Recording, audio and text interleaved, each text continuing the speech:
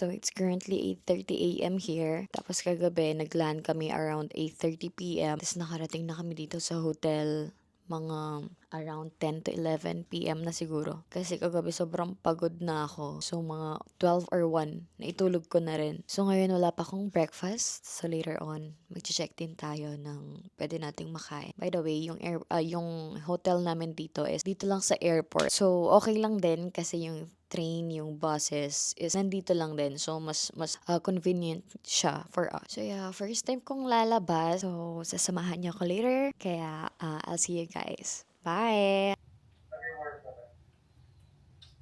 miss you.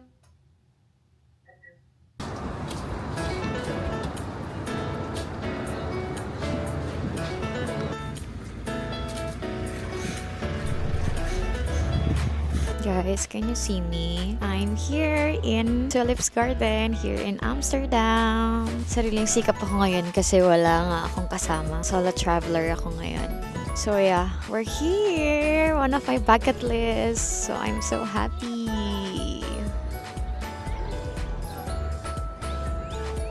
Tama nga yung sinabi nila na para pa nga ganun kaganda dito. Hindi pa fully bloom talaga yung mga tulips. Kagaya neto, 'di ba? Like wala pa silang mga laman. Mga laman, wala pa silang mga bulaklak. So, start lang kasi din ng season. So, wala pa talaga. So, kapag magvi-visit kayo here, mga around April is good. So, para sa tour, nag-book ako 30 euros. Parang nasa 2,000 siguro yun. Entrance na yun, plus transport. Ang lamig guys, kasi cloudy siya. Medyo windy din.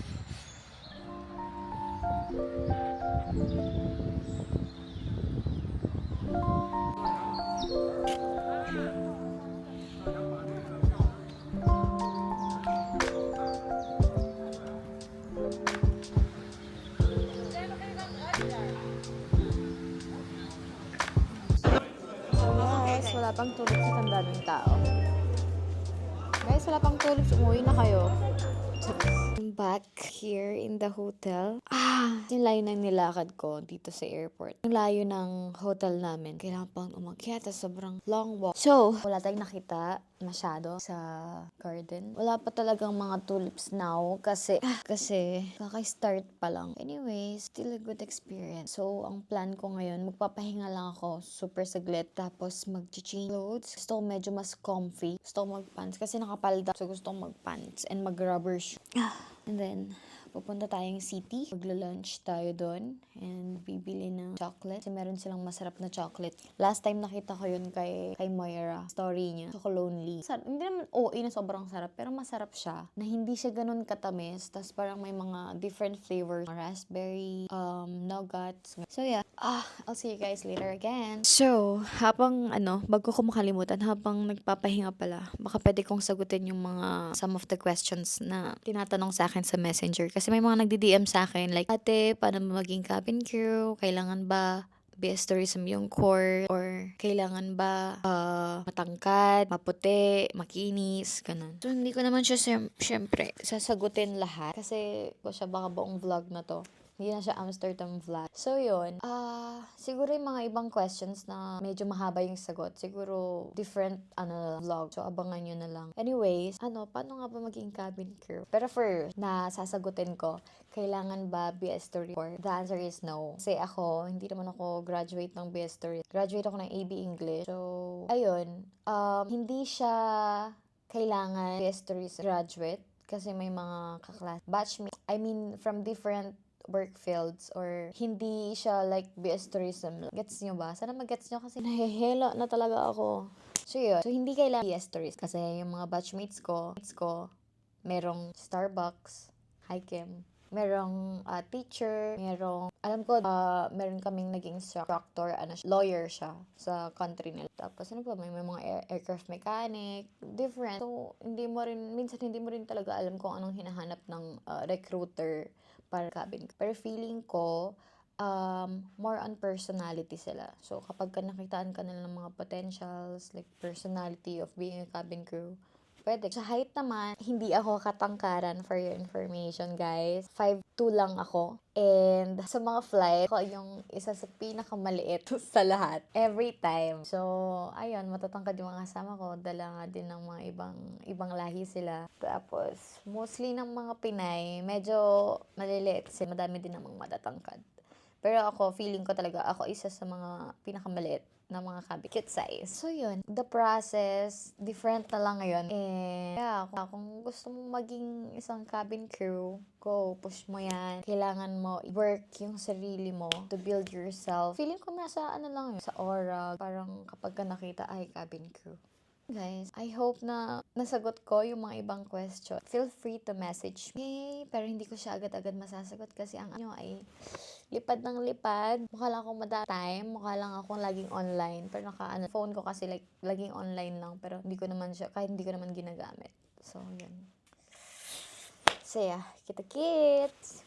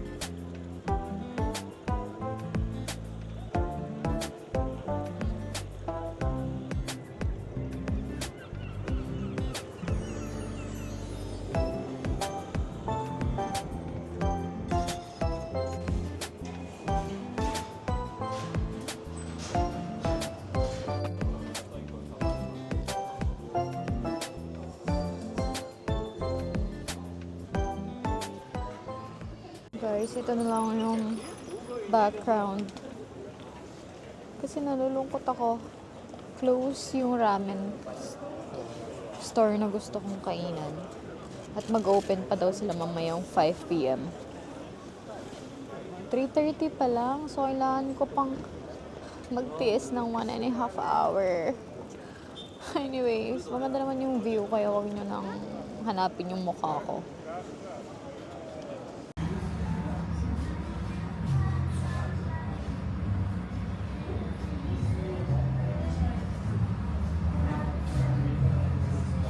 Here now sa Belgian waffle shop. So I have here hot chocolate and some Belgian waffles with strawberry, Nutella, and whipped cream.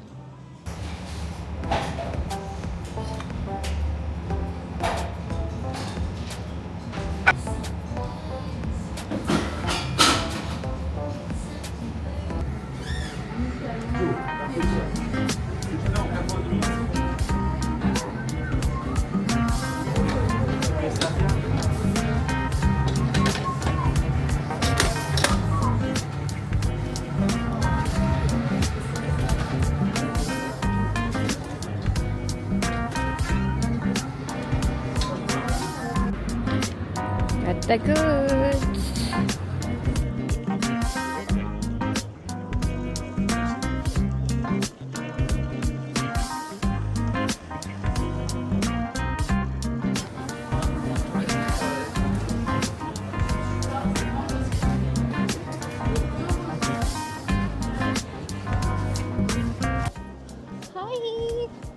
Kumusta naman kayo? Sorry natagalan ako kasi dumanta ako. Duman ako ng Primark. Duman ako ng Snipe. Or JD Store ata yun. Limutan ko. Napabili ako ng kung ano-ano. So, 7:24 p.m. Sabi ko magpapalipas lang ako ng isang oras para antayin yung ramen store. Ending. Like 3 hours ako. Pero okay lang. Last stop, ramen house. And then, uuwi na. Kasi kailangan ko pa magpahinga. Flight ko pa. So, see you guys. Medyo palabot na rin po Osmo. Hindi ko alam kung makapag-video pa ako mamaya.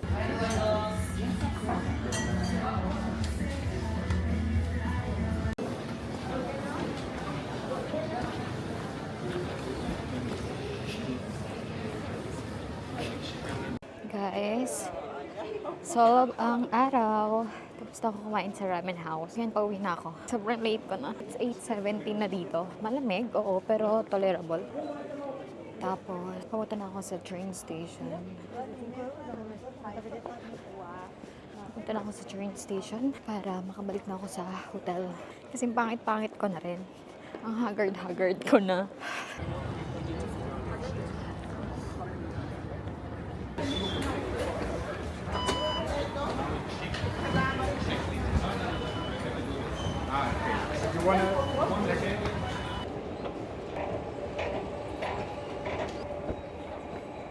Kailangan natin hanapin yung 10A. 10B? Hali.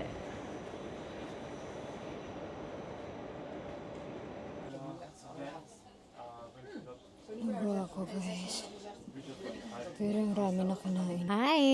I'm back. I'm back here in the hotel. Katatapos ko lang maligo kasi sobrang pinagpawisan ako sa pagtakbo kanina sa train at saka sobrang layo ng nilakad ko from airport dito sa hotel. So yeah, mamaya-maya matutulog na ako pero ngayon gagawa tayo ng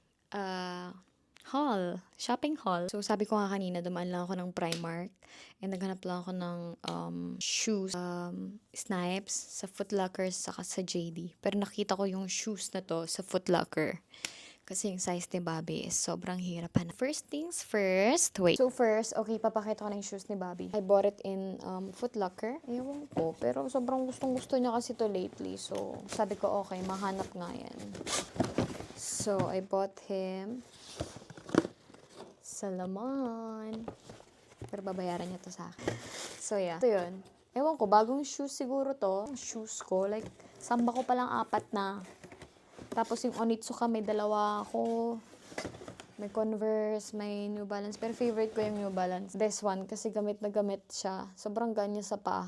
And kapag long walks, yan talaga yung pambato ko. Kaya yun lang yung kay Bob. And then mine is from Primark. Tagal ko lang din nagpra-Primark kasi madalas US naman ako. So usually, saan ba ako bumibili? Saan lang. Pero pag Europe, Primark. Last time di ako naka-Primark sa London kasi wala kaming time. So first, ito yung pinaka-favorite kong nabili today. It's a bag chain for my bag. Diba? Ang cute kaya. Right? Parang meron siyang cherry here. Ang obsessed ko sa cherry recent. Yung mga pink, mga girly pop. Kasi plano ko siyang ilagay dito sa bag na binigay sa akin ni Bob. So pretty! Wala akong masyadong pinagbibili kasi napagod na nga ako maghanap. Tapos parang wala naman akong mga need pa. Yeah, so bumili lang ako ng mga shirts kasi usually nag-struggle ako sa mga shirt. Minsan parang kapag tinatamad ako mag-outfit. Kapag manonood lang ako ng basketball ni Bobby. And kapag magko-coffee lang somewhere. Pag hindi naman need mag-picture. Mga shirt, pink and black. So this one, wala naman, hindi naman siya Mga pang ko lang to, lazy days. Malapit na yung summer. Tapos si Bobby, like, kapag ka nagyayayin mag-beach, like, tara beach na tayo. Walang kaplano-plano. So, minsan, wala na akong masuot na mga summer. Kaya pumili ako ng swimsuit. Yan. One piece muna tayo ngayon kasi minsan sa Doha. Bumili rin ako ng cover niya. Like, cover lang. Stretch mark, char. Normal lang naman yun, guys. Okay. And then, pinaplano kong mag-pilates. Kaso wala akong kasama. Mga friends ko, lagi ko niyaya, tara, pilates tayo. Tapos lagi nila sinasabi, parang ang sipag mo naman. Dami mong time, mga ganun. Kasi usually, mga friends ko, gusto nila magpahinga lang. Pumili ako ng shirt, socks. Tapos bumili lang ako ng Tony's Chocolonely. Wala mga chocolates. Kasi masarap siya. Try it kapag nag-Amsterdam kayo. Like, bili kayo. So, yan lang. Tatawagan ko ng aking Bobby kasi inaantay niya na ako. Talagang sumegway lang ako para matapos na rin tong vlog na to. Thank you guys for watching. Tomorrow, lilipad na ulit ako papuntang Doha. And may off ako ng 2 days. May lipad ako ulit pa Dubai. Turn around lang naman yan. Tapos 1 day off. Tapos voila! April na. So, next month, medyo si-roster din yung mga US food. So, yun guys. Tama na kayo. Puro kayo chismis. So, yun nga. See you again on my next vlog. Thank you for watching.